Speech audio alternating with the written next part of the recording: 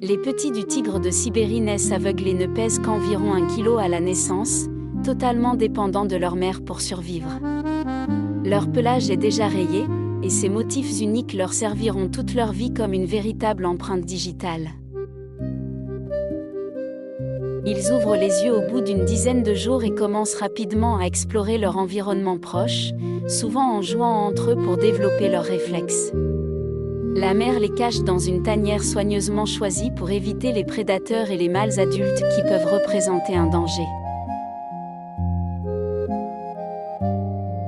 En grandissant, ils apprennent à chasser par imitation, observant attentivement les techniques de leur mère avant de tenter leurs premières attaques maladroites. Le taux de survie des tigreaux reste pourtant faible, car les conditions en milieu sauvage sont particulièrement rudes. À l'âge de 2 à 3 ans, ils quittent leur mère pour établir leur propre territoire, souvent après de longs déplacements. Le tigre de Sibérie adulte est le plus grand félin au monde, certains mâles pouvant dépasser les 300 kg, ce qui en fait un prédateur redoutable. Il possède une fourrure épaisse et isolante, adaptée aux hivers extrêmement froids de l'extrême-orient russe, où les températures peuvent descendre bien en dessous de zéro. Contrairement à d'autres tigres, sa couleur est souvent plus pâle, ce qui améliore son camouflage dans les paysages enneigés. Son territoire peut s'étendre sur plusieurs centaines de kilomètres carrés, car les proies y sont relativement rares. Il chasse principalement des cerfs, des sangliers et parfois même des ours, ce qui témoigne de sa puissance exceptionnelle. C'est un animal solitaire, qui marque son territoire à l'aide d'odeurs et de griffures sur les arbres pour éviter les conflits directs.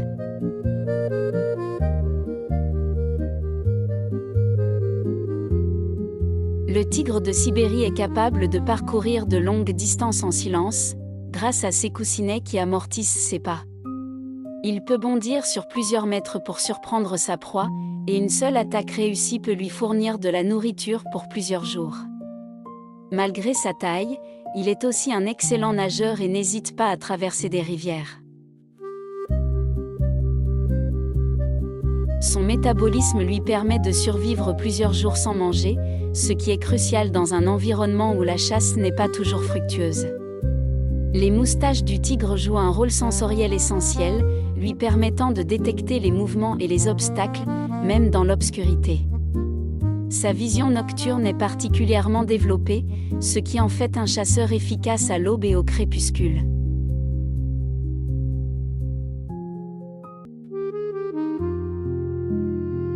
Aujourd'hui, le tigre de Sibérie est une espèce menacée, principalement en raison de la déforestation et du braconnage. Des efforts de conservation ont toutefois permis une légère remontée de sa population. Il reste un symbole puissant de la nature sauvage, incarnant à la fois la force, la discrétion et la résilience dans l'un des environnements les plus hostiles de la planète. Le couple chez le tigre de Sibérie est éphémère, car ces félins sont fondamentalement solitaires et ne se réunissent que pour la reproduction. La femelle signale sa disponibilité par des marquages odorants et des vocalisations spécifiques qui attirent les mâles sur de longues distances.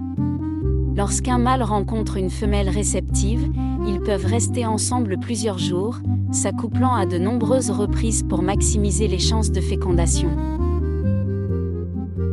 Cette période est intense et parfois tendue, avec des phases de proximité suivies de moments d'agressivité. Une fois l'accouplement terminé, le mâle repart et ne participe pas à l'élevage des petits, laissant la femelle seule responsable de leur protection et de leur éducation. La gestation dure un peu plus de 3 mois, après quoi la femelle met bas dans un abri discret. Dans de rares cas, un mâle peut tolérer la présence des petits sur son territoire, mais cela reste exceptionnel et dépend fortement du contexte. Leur cœur et leurs poumons sont proportionnellement énormes, ce qui leur permet de produire des accélérations très brutales sur quelques secondes, presque comme un sprinter extrême plutôt qu'un coureur de fond. Malgré leur taille massive, ils peuvent se déplacer sans bruit sur de la neige ou des feuilles mortes, grâce à une répartition du poids et à des coussinets particulièrement souples. Leur cerveau est aussi plus développé que celui de la plupart des autres félins, notamment dans les zones liées à la mémoire spatiale. Cela leur permet de se souvenir très précisément de leur territoire, des trajets de proie et même des zones où la chasse a déjà été fructueuse plusieurs semaines auparavant.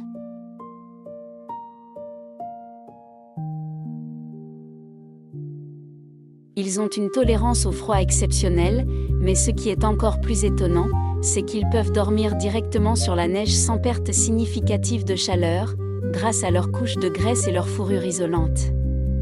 En été, en revanche, ils adaptent leur comportement et deviennent beaucoup plus nocturnes pour éviter la chaleur. Leur rugissement peut s'entendre à plusieurs kilomètres, mais ils communiquent aussi avec des sons beaucoup plus discrets, presque inaudibles pour l'humain, notamment entre une mère et ses petits.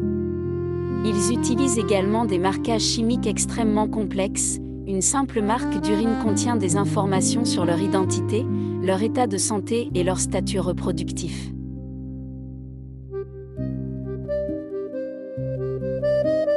Un autre point fascinant, c'est leur capacité à réguler leur énergie. Après un gros repas, ils peuvent rester inactifs pendant plusieurs jours, optimisant chaque dépense calorique dans un environnement où la nourriture est rare. A l'inverse, lorsqu'une opportunité se présente, ils sont capables d'un effort explosif très intense.